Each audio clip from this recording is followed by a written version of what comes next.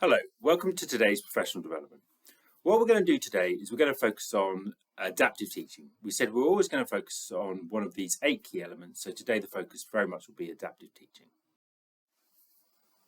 So what we're going to look at in today's session is we're going to look at the guidance from Hampshire Services, particularly from the SEN support guidance for schools. And we're going to look at some of the key recommendations and how they fit within our 9 teaching and learning principles. So just a reminder, obviously, these are our 9 teaching and learning principles. We said we will constantly revisit these. These are the kind of foundation of great teaching at Harroway. Now, on Monday, what we looked at is we looked at how the types of questions we would ask ourselves when planning a lesson. Based on all the kind of plethora of research that's out there, how do we simplify that into asking ourselves 12 simple questions about any lesson that we're about to deliver? And hopefully you'll see how the recommendations fit within our model of teaching and learning. Now at Harroway, what we're all about is high quality, inclusive teaching. And we want to do that because we want to optimize the learning opportunities for all of our students. There are ways to teach that are not inclusive. There are ways to teach where there isn't the optimizing of learning. There's lots of teaching, but not actually a huge amount of learning going on. So what we're trying to do is kind of marry those two together, high quality, inclusive teaching. And what's great is that high quality, inclusive teaching is great teaching for all students. So let's start looking at some of those recommendations. So the first recommendation is building on prior knowledge, understanding skills and ideas which children and young people bring to new and subsequent learning opportunities and experiences. So the main focus of this is very much prior knowledge, which we've talked about consistently over the course of the year. And that's why our curriculum direction is so important, because we know all new learning is based on what students already know. So an essential question that we've got to ask ourselves for every lesson is, have we primed the previous knowledge students need to integrate this new knowledge? If in that priming phase of the lesson we discover that actually students don't have that previous knowledge, well, then actually we need to pause and re-go over that previous knowledge, because that new learning won't stick if that previous knowledge isn't there.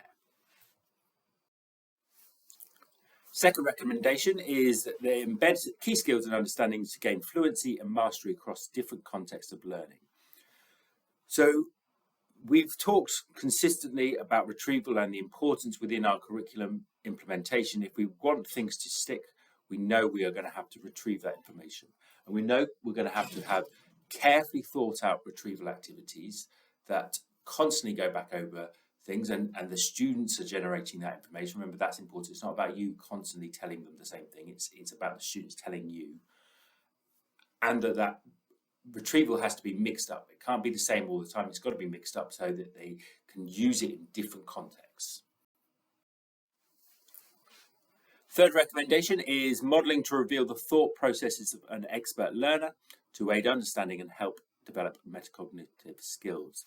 So we know one of our core principles is instruction. How we deliver that new information is vital in terms of if we want to get it to stick. If we overload students, that information is not going to stick. So we have to consider carefully how we introduce the new concept and integrate it into the existing knowledge. So visualizers, I know I'll constantly go back to visualizers, are a good way of breaking down the thought processes of an expert learner. You are the expert learner.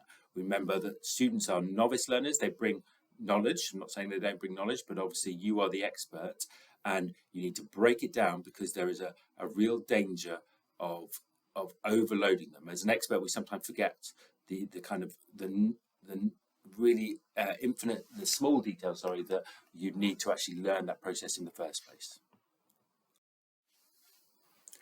Fourthly, opportunities to elaborate on learning, to use describing and explaining, which helps integrate new information with prior knowledge and embed it into memory. So this guidance is really good, actually, because it fits very much with our model of learning we've talked about, that the new information has got to be integrated with prior knowledge, and you've got to elaborate. So elaborate is obviously creating a depth of understanding. So for us, obviously, questioning, retrieval are key components of that. So have we pre-planned our questions? Have we allowed students to answer a range of questions? So we start off with those kind of more mechanical questions and building it to those why questions to actually deepen the depth of understanding. So hopefully we've just given you some of the four key recommendations. This is going to be part of a two-part series, and Emma is going to do some more work on this next week.